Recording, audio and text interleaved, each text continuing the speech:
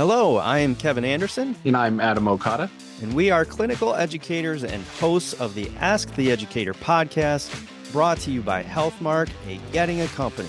Are you a sterile processing technician, infection preventionist, or biomedical engineer? No matter your role, if you're involved in medical device processing, this podcast is for you. Our goal is to equip you with the knowledge and tools for excellence in medical device processing. Now let's get started. Hey, everybody. Welcome back to the Ask the Educator podcast. This is Kevin Anderson, your host. And with me, as always, I have Adam Okada as co-host. And as our special guest for this episode, we have Harry Oussoren. Harry, welcome back. I think we had you and Adam before Adam was with Healthmark. We had both of you on the podcast on episode 11. And now here we are again, and it's like episode 100 and whatever. So it's been a little bit of an adventure for us, but it's great to have you back.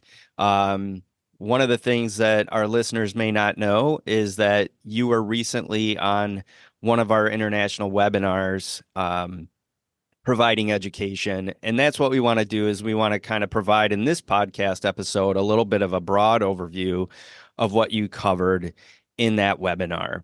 So in that webinar, you talked a lot about Borescopes specifically, and a lot of research studies were referenced in that presentation.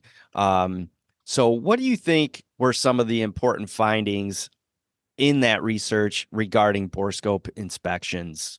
Well, hi, Kevin and Adam. And as you already mentioned, I met Adam online a long time ago, but I also had the privilege to meet him in real life. And I really like that. And I really like the idea of these webinars and these podcasts, since everybody can learn from that. And education, to me, is the most important part of our job, since in that way we will learn.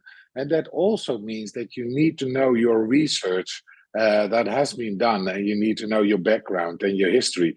So when I was preparing this webinar, I searched on ResearchGate or PubMed or whatever, and there you can find very interesting papers that have been published.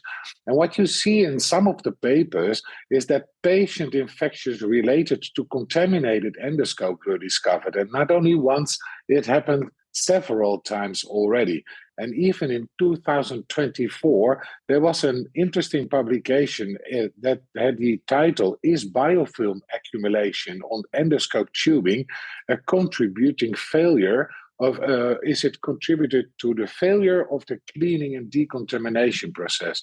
And to me, it shows that should we have updated it already earlier, all our processes, should we take more effort in how we can detect everything that is going on in this Pandora's box, as I will explain to you in my webinar what I mean by a Pandora box. So go to the webinar and listen to what I mean with that. And what you see is that we always do this, but we're always walking a little bit behind the reality. But what I look for and what I see in the world, that everybody's taking a lot of care and effort in cleaning and disinfection all these flexible endoscopes, and still we find something. So we need to continue to get it better, to get it updated, and to update each other on our improvements that we do, and show and share our results. Yeah, Harry, and well, this feels like old times. You and I were here on the Ask the Educator podcast like 4 or 5 years ago. It's been a while, but it's good to see you back. And the webinar has my favorite title of any webinar we've ever done, which is Columbus's Egg for Pandora's Box. And you give a great explanation in there of what that title means. So if you haven't seen it, go check out the webinar. But I think what the studies really show is that, first of all, flexible endoscopes are very complicated to clean. But the second thing is that they're all saying that we really need to have some form of better inspection because of how complex these devices are. So what do you think are the arguments for that visual inspection step, and specifically visual inspection with a borescope? I think this is very important to do. So there are a lot of ways that you can check your flexible endoscopes, but before you have the results, it most of the time takes a lot of time. And I like to check our endoscopes just before they go into our patient.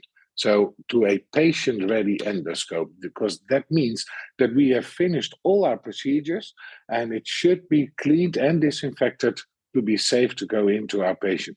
And when you use a borescope, you can directly see what's inside, you can directly act, and if something failed, you can say, okay, this scope is not going to be used.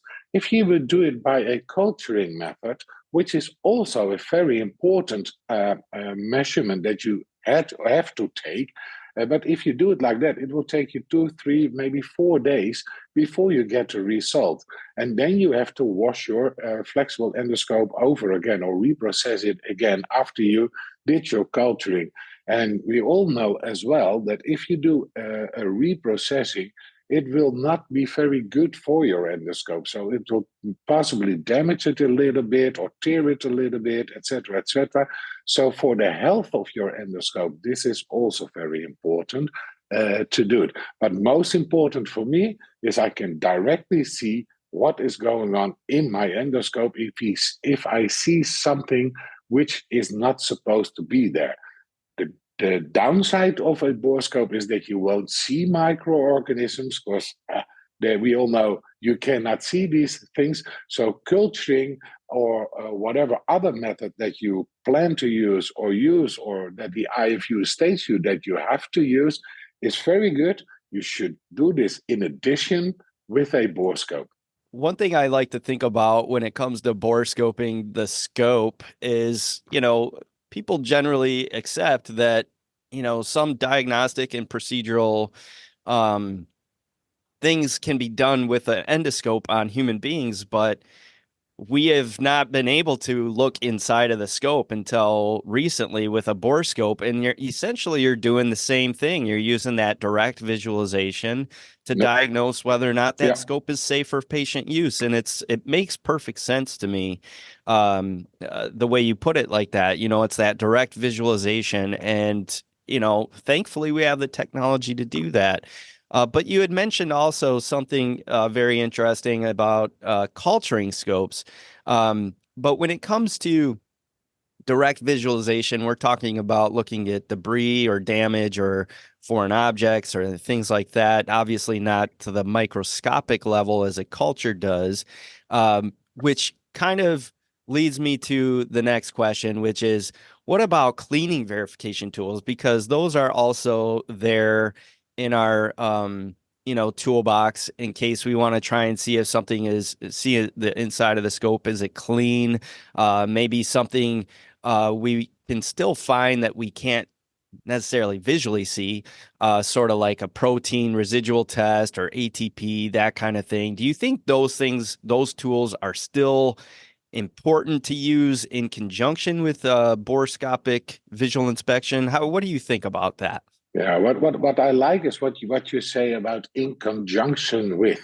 So that I think we should adapt ourselves that borescoping is going to be there and is not going to leave. And in my presentation, it's just like you said a little bit. I named a quote for if you only have a hammer, all you are looking for is a nail. And now all of a sudden we have a new hammer, which is our borescope, so we can look further than this nail. And in the past, we have used this protein test, the ATP test, we use them a lot.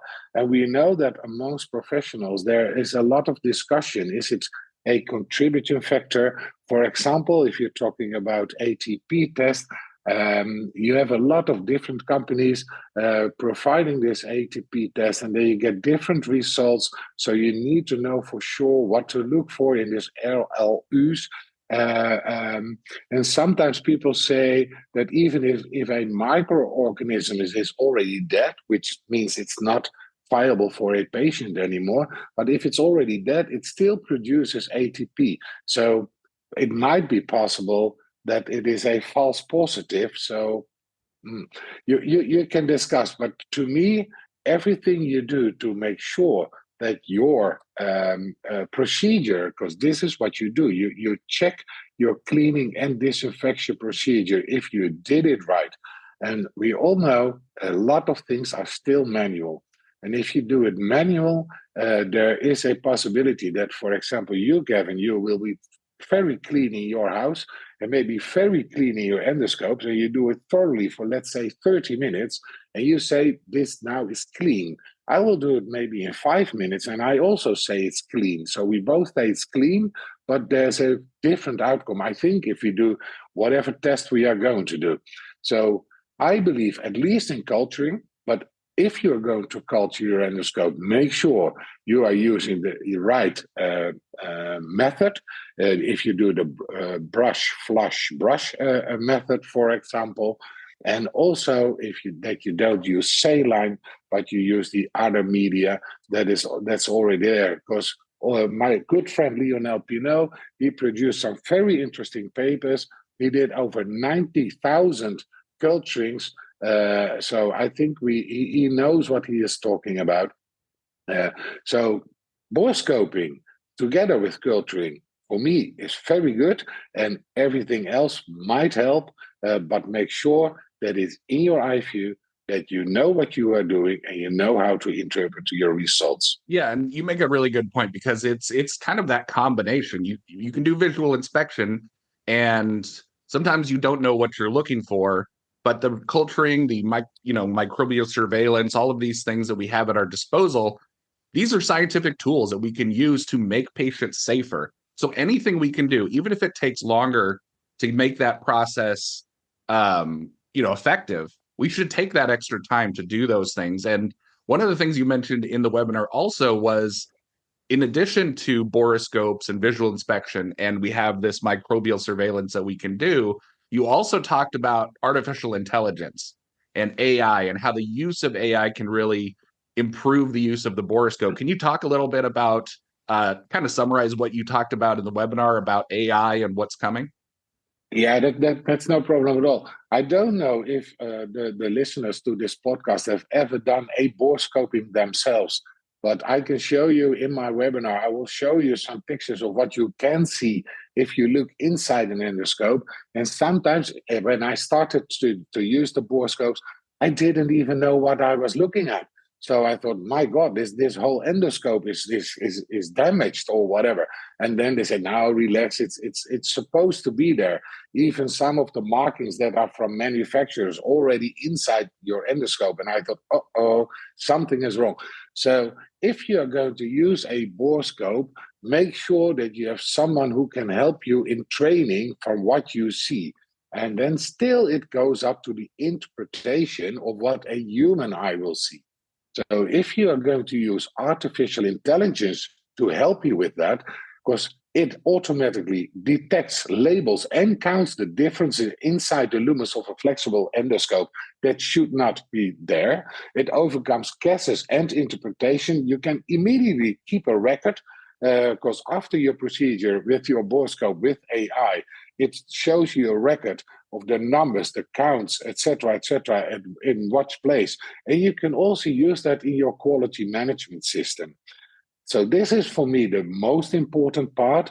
And the second is that the training of technicians, their experience and the techniques they use becomes a little less important, that because AI takes over most of their tasks. But that does not mean that our technicians or their experience and their techniques are not important anymore, because they are highly important, since they are the ones who should be skilled, trained to reprocess our endoscopes. And with our borescope and our AI, we check if the procedure that was written down and being performed by these people is still the best that we can do. Or maybe we can do even better. Coming back to this hammer and nail thing I already mentioned, I think with borescoping and AI, we found a new hammer. But I truly believe that in the future, there will be a new nail that we need to find. So we will need a new hammer, maybe a smaller borescope, or maybe better artificial intelligence.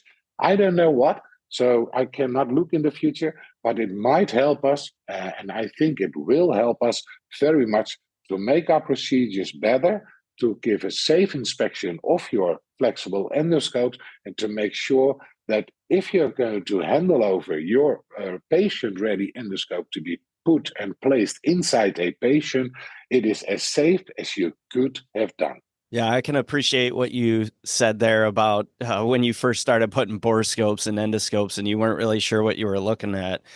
We were kind of one of those early adopters with borescopes in the endoscope processing room as well. And we ran into question after question and it kind of didn't really know what we were up against either. And that's one of the problems, I guess, that you run into as an early adopter and what have you. But hopefully, like you said, with artificial intelligence, at least that will shorten our learning curve. It will give us a tool in our belt that will help us make decisions and make our process stronger and our decision making stronger. You know, if we see, you know, artificial intelligence say something is debris, then maybe we re-clean. If we see that it says it's damaged, oh, we send it out for repair. You know what I mean? Like you don't have to, you know, struggle as much as we did in the beginning, trying to learn what exactly we were looking at. So Exactly. I think a lot of people should be happy that we already pioneered before them. But this is what artificial intelligence for me might help us very much. There's the one downside of the artificial intelligence is that the database that we are going to use is being filled by experts. So make sure that it's really filled by experts, because AI depends on the data that was already put inside. And I think a lot of some companies that I know of, they did a very good job in making sure to have done that. And still, it's important, but also to in your quality management system, this record, because it means that sometimes you see something with your bare eye, with your borescope eye, or with your artificial intelligence. So let's state that we see something, whatever with AI. So we decide to reprocess our endoscope. And if we still see it in the same place, in the same spot, we know exactly where to our the people who are going to repair our endoscope, saying, okay, at that point, there's my problem. So make sure that that problem is solved. And one of the other advantages of borescoping together with AI is you can detect some defects very in an early stage. So if you detect it in an early stage, you might decide to ship it already to a repair company or whatever, saying, okay, this is my problem. And your repair will be much cheaper than if it's done later, and maybe your whole scope is already damaged. So I think, and there are some publications already about that it can save you a lot of cost in your repair. But of course, before that, you have to buy a borescope, you have to buy artificial intelligence. So it will cost you some money, but I'm sure that in the end, it will save you a lot of money. It will save you a lot of problems with your patients. So let's say, what are the costs of one patient that has got an infection by an endoscope? And we could have prevented it with a borescope with AI. No discussion with whatever CEO or CFO or whatever in your hospital anymore, because these costs are very high. And compared to buying a borescope, it is nothing.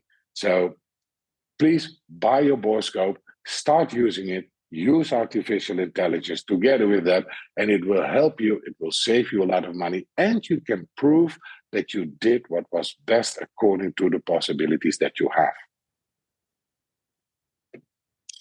So I will also mention something about that in my webinar. So I think from what I'm trying to say is that it is important to use a borescope. It is important to use artificial intelligence, and I will show you in my webinar with some pictures, so you can actually see what you should see or should not see in your endoscopes, in the lumens of your endoscopes. So even if you don't use AI for whatever reason that you do, there are some items that you have to look for, and AI does this as well. It's called the 4Ds. It's debris, damage, discoloration, and it's our droplets. So also drying of your flexible endoscope prevents you from a lot of infection. And I think Michele, no, not only I think, I know, Michele Alfa produced a very interesting paper about that also the drying time. So the question is, and I also address this in my webinar, at what point in the total reprocessing cycle of a flexible endoscope should you use your borescope? And I will tell you everything about my opinion about when to do it, how to do it, and with whom you should do it. Yeah, and I think that was one of my favorite parts of that webinar was some of the visuals that you use, the pictures that you actually see inside the board or with the borescope inside of flexible scopes, inside those channels. Really amazing visuals. So go check it out if you have a chance. Harry, do you have any final thoughts you want to leave the listeners with on borescope inspection? Yeah, the most important is go and check the webinar. And if you have any questions, please send them to Healthmark and they will send it to me and we can answer every question. Excellent. Thank you, Harry. Just to kind of reiterate, go check out the webinar. You're going to see all the visuals that go along with Harry's presentation, learn a little bit more about what you're looking at on the inside of your endoscopes. There's a lot of great visuals there. You can find it at hmark.com under the education tab, under the webinars. You click on webinars, and then there's a past webinars section. And that's where you're going to find this webinar at. And if you have trouble finding that webinar in accordance with the directions I just gave you, you can always reach out to Ask the Educator at hmark.com for that information. We will send you the link directly. But Harry, thank you so much for joining us on the podcast and on the webinar. It was a great webinar supported by a lot of research, which I always like about you, Harry, and other colleagues throughout the industry that use that as their rationale and their backbone for their arguments. So really appreciate that part. But go check out the webinar, and as always, keep listening, keep subscribing, keep sharing the podcast. We appreciate you guys listening.